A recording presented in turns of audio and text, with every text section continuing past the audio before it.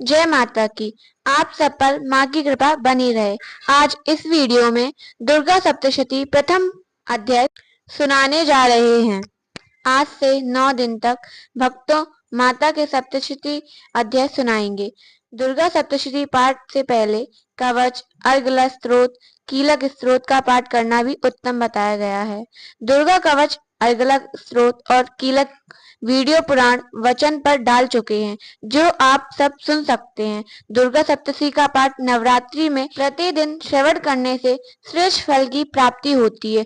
तो सुनते हैं मार्कंडेय ऋषि द्वारा दुर्गा सप्तमी प्रथम अध्याय सुनिए। महर्षि मार्कंडेय जी बोले, सूर्य के पुत्र सार्वड़ी की उत्पत्ति की कथा विस्तार पूर्वक कहता हूँ, सुनो। सार्वड़ी महामाया की कृपा से जिस प्रकार मनवंतर के स्वामी हुए, उसका हाल भी सुनो। पहले स्वारोचिष नामक मनवंतर में क्षेत्रवंशी सुरत नाम के एक राजा थे। सारी पृथ्वी पर उनका राज्य था। वह प्रजा को अपने पुत्र के समान मानते थे, तो भी कोलाविदंशी राजा उनके शत्रु बन गए। दुष्टों को दंड देने वाले राजा सूरत की उनके साथ लड़ाई हुई। कोलाविदंशियों की संख्या में कम होने पर भी राजा सूरत युद्ध में उनसे हार गए। तब वे अपने नगर में आ गए। केवल अपने देश का राज्य ही उनके पास रह गया और वह उसी देश के राजा होकर राज्य करने लगे। किंतु उनके शत्रुओं ने उन पर वहां भी आक्रमण किया। राजा को बलहीन देखकर उसके दुष्ट मंत्रियों ने राजा की सेना और खजाना अपने अधिकार में कर लिया। राजा सूरत अपने राज्याधिकार को हार कर शिकार खेलने के बहाने घोड़े पर सवार होकर वहां से एक भयंकर वन की ओर चले गए। उस वन में उन्होंने महर्षि मेघा का आश्रम देखा। वहां मेघा महर्षि अपने शिष्यों तथा मुनियों से सुशोभित बैठे हुए थे और वहां कितने ही हिंसक जीव परम शांति भाव से रहते थे। राजा सूरत ने महर्षि मेघा को प्रणाम किया और महर्षि ने भी उनका उचित सत्कार किया। राजा सूरत महर्षि के आश्रम में कुछ समय तक ठहरे। अपने नगर की ममता के आकर्षण से राजा अपने मन में सोचने लगे, पूर्व काल में पूर्वजों ने जिस नगर का पालन किया था, वह आज मेरे हाथ से निकल गया। मेरे दुष्ट एवं दुरात्मा मंत्री मेरे नगर की अब धर्म से रक्षा कर रहे होंगे या नहीं। मेरा प्रधान हाथी, जो कि सदा मद की वर्षा करने वाला और शूरवीर था, मेरे बहरियों के वश में होकर ना जाने क्या दुख भोग रहा होगा। मेरे अज्ञानकारी नौकर, जो मेरी कृपा से धन और भोजन पाने से सदैव सुखी रहते थे और मेरे पीछे पीछे चलते थे, अब निश्चय ही दुष्ट राजाओं का अनुसरण करते होंगे तथा मेरे दुष्ट एवं दुरात्मा मंत्रियों द्वारा व्यर्थ ही धन को व्यय करने से संचित किया हुआ मेरा खजाना एक दिन अवश्य खाली हो जाएगा। इस प्रकार की बहुत सी बातें सोचता हुआ राजा निरंतर दुखी रहने लगा। एक दिन राजा सूरत ने महर्षि मेघा के आश्रम के निकट एक वैश्य को देखा। राजा ने उससे पूछा, भाई तुम कौन हो? यहाँ तुम्हारे आने का क्या कारण है और तुम मुझे शोकग्रस्त अनमने से दिखाई देते हो, इसका क्या कारण है? राजा के यह नम्र वचन सुन वैश्य ने महाराज सूरत को प्रणाम करके कहा। वैश्य बोला, राजन, मेरा नाम समाधि है। मैं धनियों के कुल में उत्पन्न एक वैश्य हूँ। मेरे दुष्ट स्त्री पुत्रादि ने लोभ से मेरा सब धन छीन लिया है और मुझे घर से निकाल दिया है। मैं इस तरह से दुखी होकर इस वन में चला आया हूँ और यहाँ रहता हुआ मैं इस बात को भी नहीं जानता कि अब घर में इस समय सब कुशल हैं या नहीं। यहाँ मैं अपने परिवार का आचरण संबंधी कोई समाचार भी नहीं पा सकता कि वह घर में इस समय कुशल पूर्वक है या नहीं। मैं अपने पुत्रों के संबंध में यह भी नहीं जानता कि वह सदाचारी हैं या दुराचार में फंसे हुए हैं। राजा बोले, जिस धन के लोभी स्त्री पुत्रों ने तुम्हें घर से निकाल दिया है, फिर भी तुम्हारा चित्त उनसे क्यों प्रेम करता है? वैश्य ने कहा, मेरे विषय में आपका ऐसा कहना ठीक है, किंतु मेरा मन इतना कठोर नहीं है। यद्यपि उन्होंने धन के लोभ में पड़कर पितृ स्नेह को त्याग कर मुझे घर से निकाल दिया है, तो भी मेरे मन में उनके लिए कठोरता नहीं आती। हे महामते, मेरा मन क्यों फंस रहा है? इस बात को जानता हुआ भी मैं नहीं जान रहा। मेरा चित्त उनके लिए दुखी है। मैं उनके लिए लंबी सांसें ले रहा हूँ। उन लोगों में प्रेम नाम को नहीं है, फिर भी ऐसे निस्नेहियों के लिए मेरा हृदय कठोर नहीं होता। महर्षि मार्कंडेय जी ने कहा, हे ब्राह्मण। इसके पश्चात महाराज सुरत और वह वैश्य दोनों महर्षि मेघा के समीप गए और उनके साथ यथा योग्य न्याय संभाषण करके दोनों ने वार्ता आरंभ की। राजा बोले, हे भगवान, मैं आपसे एक बात पूछना चाहता हूँ, सो आप कृपा करके मुझे बतलाइए। मेरा मन मेरे अधीन नहीं है, इससे मैं बहुत दुखी हूँ। राज्य धनादिक की चिंता अभी तक मुझे बनी हुई है और मेरी यह ममता अज्ञानियों की तरह बढ़ती ही जा रही है। और यह समाधि नामक वैश्य भी अपने घर में अपमानित होकर आया है। इसके स्वजनों ने भी इसे त्याग दिया है। स्वजनों से त्यागा हुआ भी यह उनसे हार्दिक प्रेम रखता है। इस तरह हम दोनों ही दुखी हैं। हे महाभाग, उन लोगों के अवगुणों को देखकर भी हम दोनों के मन में उनके लिए ममता जनित आकर्षण उत्पन्न हो रहा है। हमारे ज्ञान रहते हुए भी ऐसा क्यों है?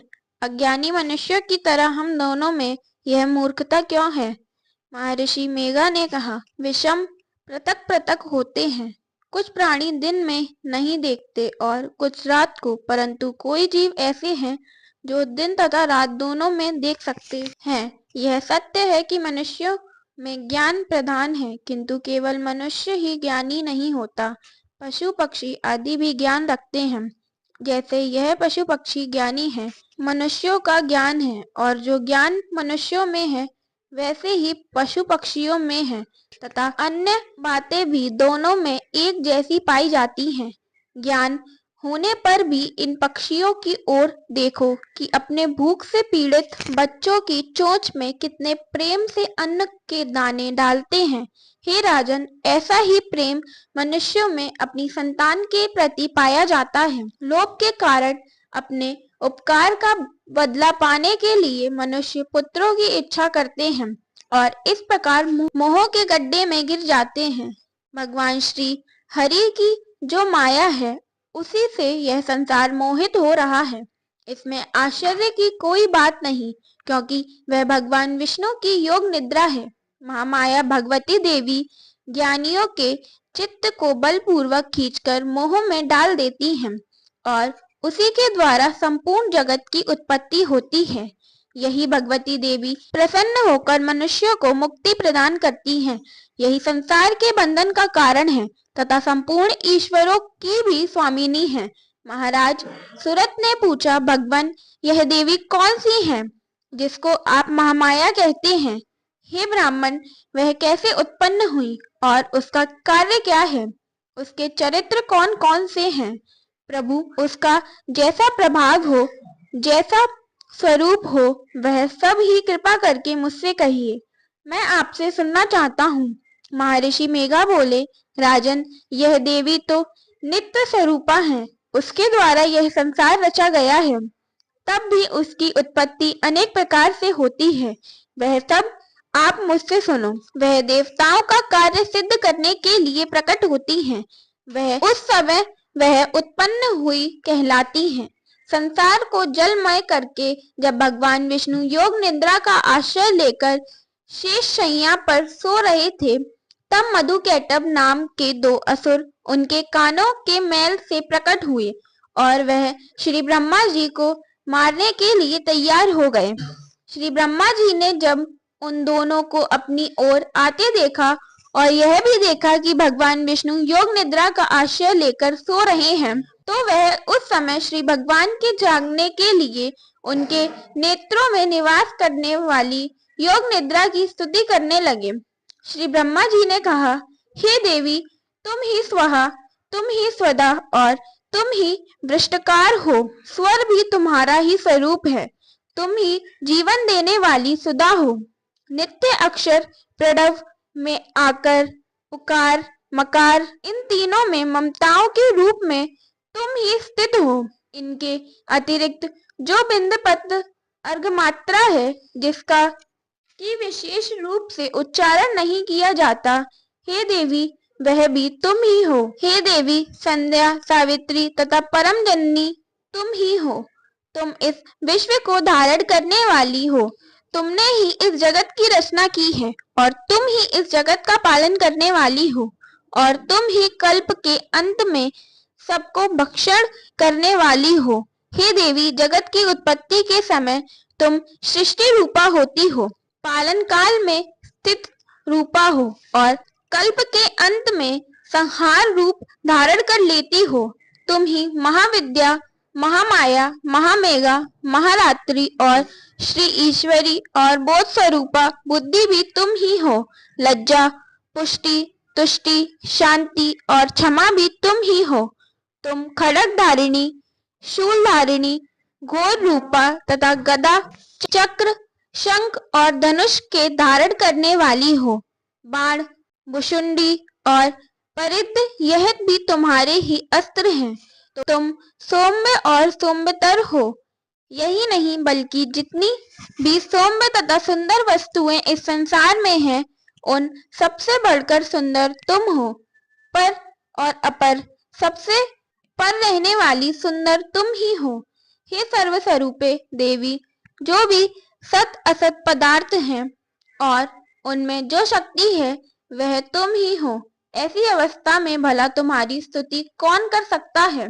इस संसार की सृष्टि, पालन और संहार करने वाले जो भगवान हैं, उनको भी जब तुमने निद्रा की वशीभूत कर दिया है, तो फिर तुम्हारी स्तुति कौन कर सकता है। मुझे भगवान विष्णु तथा भगवान शंकर को शरीर धारण कराने वाली तुम ही हो। तुम्हारी स्तुति करने की शक्ति किसमें है।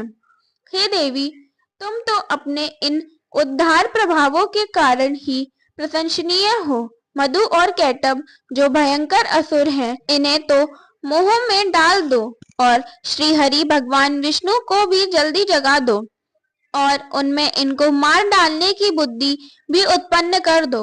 महर्षि मेघा बोले, हे राजन, जब श्री ब्रह्मा जी ने देवी से इस प्रकार स्तुति करके भगवान को जगाने तथा मधु और कैटभ को मारने के लिए कहा, तो वह भगवान श्री विष्णु के नेत्र, मुख, नासिका, बाहु, हृदय और वक्ष स्थल से निकल श्री ब्रह्मा जी के सामने खड़ी हो गईं।